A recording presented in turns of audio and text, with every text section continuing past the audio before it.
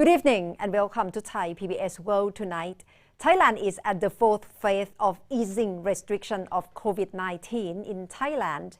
So far, how has medical personnel has assessed the situation in Thailand, especially on how Thailand dealing with the situation of COVID-19, especially what's next for Thailand in dealing with COVID-19. In the Thai PBS World Tonight, Kun Thepchai Yong and me talk to Dr. Thanarak Phalitpat, Deputy Director General of Disease Control Department. These days, can you sleep okay? Yes, of course. Although there are still so many things to do, but things get more relaxed for me.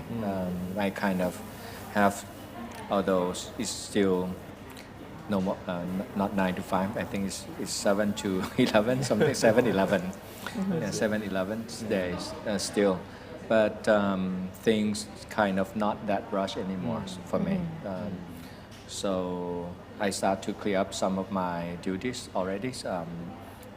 Try to catch up with so many things. So it's getting better. Okay. But what is your personal feeling having you and your colleagues also having to tell the public bad news every day?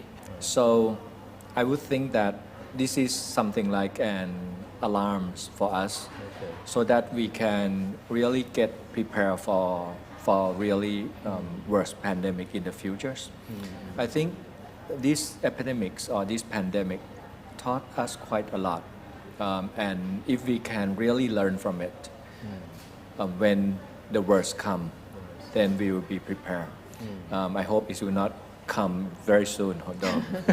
But the situation in China is like warning of potential second wave. Do you think Thailand should be very much aware of it? I don't think we should be panic. I think what we should do is that we use what we have learned and prepare for, and use those opportunities and use our strength to try to control it. You know, the new cluster of infections in Beijing now has been traced back to a food market in the city. And of course in Wuhan, it still yet need to be proven that the origin of the infection was at the wildlife market or not. But that seems to be the case for the moment anyway. But with this information, should we take a look at Thailand at these places, the markets and things like that? I think we should be careful as well. What China is trying to investigate at the moment, I think they have two hypotheses. That is probably the contamination of COVID-19 may happen well before the market. So they have two hypotheses. Probably it's contaminated from the source of salmon, and second hypothesis is the salmon was contaminated within the market or in China. So we have to look at that very carefully and follow the news, because if it happened at the source, then we may be in the same situation as China as well.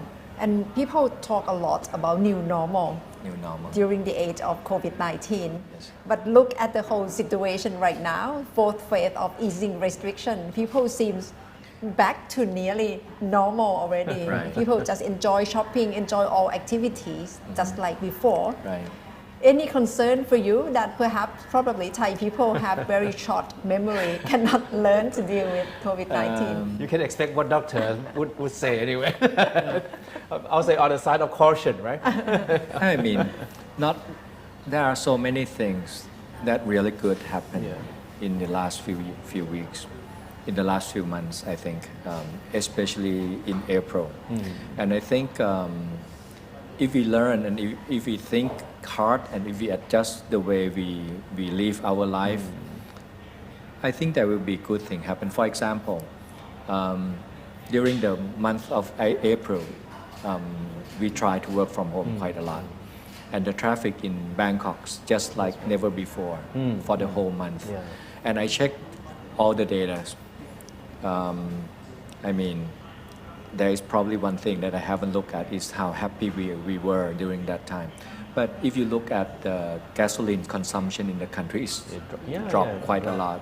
The traffic or the times that we use traveling in Bangkok dropped rapidly.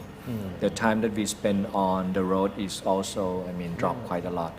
And also the pollution scale or measurement in Bangkok also dropped quite a lot. And if we look at, everything's combined, I think there are a lot of, they teach us a lesson. And to me, I'm so happy with what's happening in the month of April. We learn to work online, we learn to work away from each other. In the past, let's say if I have a meetings, probably let's say just 1 hour meetings, that means all afternoon. 1 hour travel to go to the meetings, 1 hour at the meetings, and 1 hour coming back from the meeting to the office. That is my all 3 hours. Now 1 hour meeting is really 1 hour meetings. Just open the computers. That's you true. can enjoy the meetings. And recently I have studied a lot about work from home. And I saw on both sides there is a benefit and there is the ways that we have to make it efficient. So